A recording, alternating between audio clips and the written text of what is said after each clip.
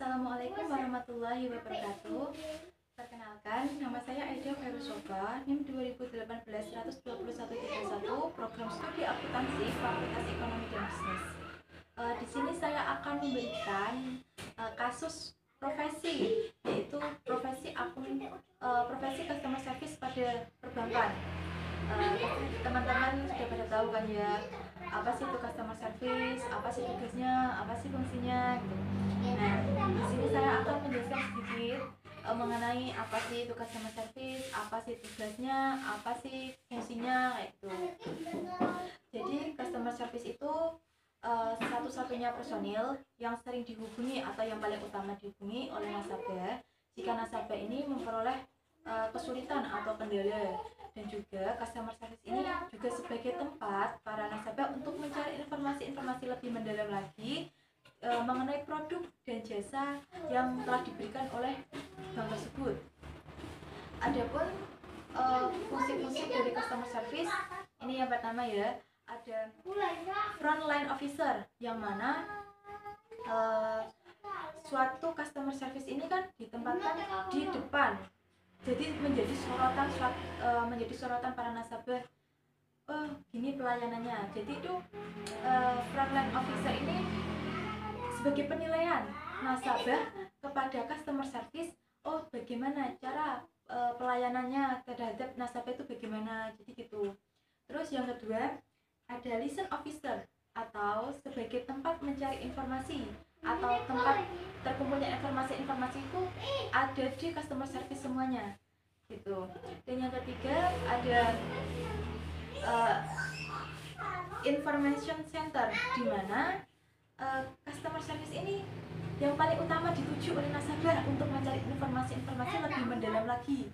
Dan juga customer service ini sebagai narasumber untuk nasabah untuk menjelaskan informasi mengenai produk dan jasa yang telah dilaunchingkan perusahaan tersebut.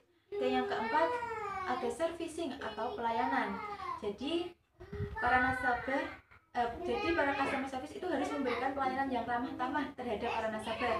Kan tidak mungkin ya kalau para customer service memberikan pelayanan yang buruk. Contohnya kita customer service ini mempunyai masalah di keluarga, terus dibawa di perusahaan dan dia menangani nasabah, dan nasabahnya beranggapan bahwa pelayanan dari customer service ini tidak baik. Oh, jadi gini ya, pelayanan yang diberikan seorang customer service pada bank tersebut kepada nasabahnya, jadi kan akan membawa pengaruh buruk atau bisa memperjelek perusahaan tersebut. Terus yang terakhir ada advisor atau konsultasi, di mana para customer service ini harus bisa tidak hanya mempunyai attitude yang baik juga, tapi melainkan harus mempunyai ilmu pengetahuan dan wawasan yang sangat luas dalam memperoleh bagaimana cara kita dalam mengelola keuangan nasabah. Karena kita sebagai bank dijadikan amanah kepada nasabah untuk mengelola dananya seperti itu. Terus ada juga tugas dari customer service. Tugas dari customer service ini yang pertama dapat memberikan informasi-informasi yang belum diketahui oleh nasabah, dan yang kedua dapat menjawab pertanyaan yang telah diajukan oleh nasabah dan bagaimana cara mengatasi kendala-kendala yang telah dihadapi oleh nasabah. Dan yang ketiga, customer service ini juga menjadi narasumber yang baik untuk para nasabahnya mengenai jasa konsultan, mengenai produk yang telah diambil atau bagaimanapun itu. Terus yang terakhir, customer service itu harus menggunakan bahasa yang baik dan simple dan sesederhana mungkin, karena para nasabah kan tidak hanya kalangan remaja dewasa, tapi kan nasabah kan bisa saja lansia kan ya. Jadi harus menggunakan bahasa yang mudah dipahami oleh semua kalangan dan tidak mempersulit bagaimana sih ini, bagaimana sih itu. Jadi kayak memberikan arahan yang lebih cepat lah intinya seperti itu. Nah, sekian presentasi dari saya mengenai tugas dan fungsi dari customer service. Apabila ada salah kata ataupun salah dalam memberikan penjelasan, mohon dimaafkan. Wabillahi taufiq wal hidayah. Wassalamualaikum warahmatullahi wabarakatuh. Assalamualaikum warahmatullahi wabarakatuh. Perkenalkan, nama saya Aida Khairusofa, NIM 2018 12131 dari program studi akuntansi Fakultas Ekonomi dan Bisnis. Berdirinya saya di sini, saya akan memaparkan sedikit ringkasan yang telah saya buat mengenai bab 8, yaitu kode etik profesi menuju era global.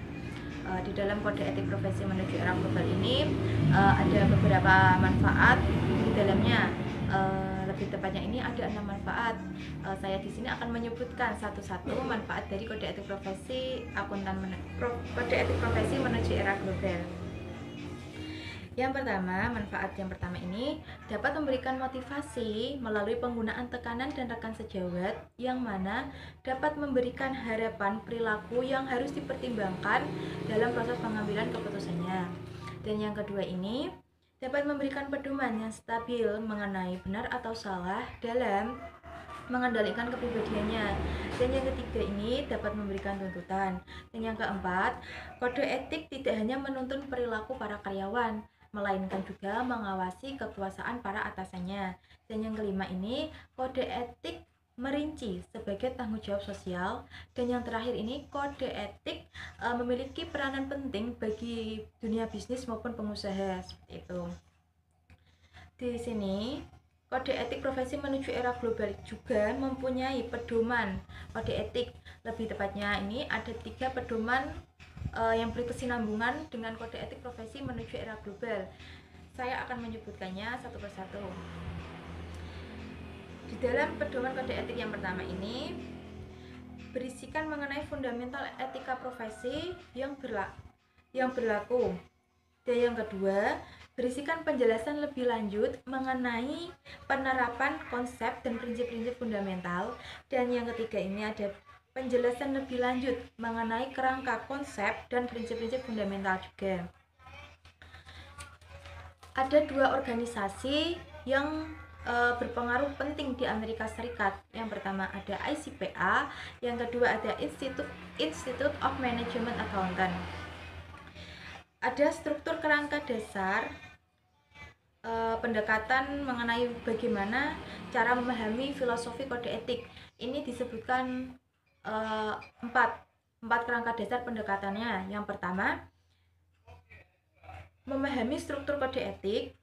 Yang kedua, memahami kerangka dasar dalam melakukan penilaian yang bijak. Yang ketiga, proses dapat menjamin independensi perilaku. Dan yang keempat ada independensi penampilan. Oke, baiklah. Setelah saya memaparkan hasil materi yang telah saya buat tadi, saya akan lanjut memberikan salah satu contoh kasus mengenai kode etik profesi menuju era global, agar para teman-teman sekalian ini bisa lebih paham lagi mengenai bab 8, yaitu kode etik profesi menuju era global. Seperti halnya di Indonesia ini kan banyak sekali ya contoh pelanggaran-pelanggaran yang telah terjadi di Indonesia. Saya ambil salah satu contoh profesi. Yang pertama yaitu contoh profesi akuntan, di mana salah satu contoh pelanggaran yang telah terjadi, yang telah dilakukan oleh para akuntan, yaitu kayak kesalahan dalam pencatatan, ada pemalsuan tanda tangan, ada juga korupsi yang telah dilakukan oleh para akuntan, di mana ini pelanggaran-pelanggaran tersebut itu juga akan merugikan bagi diri sendiri, perusahaan maupun orang lain juga. Karena bagi perusahaan itu perusahaan akan mendapatkan dampak yang buruk bagi perusahaan, akan kehilangan nasabah, akan juga kehilangan nama baiknya juga. Dan yang untuk para nasabah, dia akan kayak trauma gitu dalam melakukan transaksi dengan bank tersebut, karena dia sudah dikecewakan oleh para pegawainya. Dan yang ketiga, untuk para pegawainya atau diri sendiri yang melakukan pelanggaran tersebut, bisa saja pihak perusahaan langsung memecat dan memberikan tuntutan yang berat, yang setimpal bagi yang telah dilakukannya. Kan kayak seperti itu kan tidak baik ya, karena melanggar aturan-aturan yang telah dibuat. Terus ada seperti halnya ini korupsi, kolusi dan nepotisme ini di Indonesia ini kan bukan lagi hanya kayak sebuah fenomena ya, melainkan ini salah satu fakta yang sudah terjadi di Indonesia. Karena yang saya lihat itu banyak sekali kasus-kasus pelanggaran yang telah terjadi di Indonesia. Seperti halnya kayak saya berikan contoh lagi ya, kasus kayak DPR. DPR itu kan salah satu profesi. Nah, DPR ini kan bisa saja mengkorupsi dana masyarakat yang telah dipungut dari pajak untuk kehidupannya sendiri. Karena tidak tugas DPR itu kan mengayomi masyarakat, memberikan kayak kehangatan bagi masyarakat seperti itu. Bukan mengambil dana masyarakat terus digunakan untuk kehidupannya masing-masing. Itu menurut saya kurang etis karena masyarakat juga tidak berpenghasilan besar seperti para DPR yang lainnya seperti itu. Sekian contoh kasus yang saya paparkan. Apabila ada pemaparan yang kurang tepat, mohon dimaafkan. Terima kasih.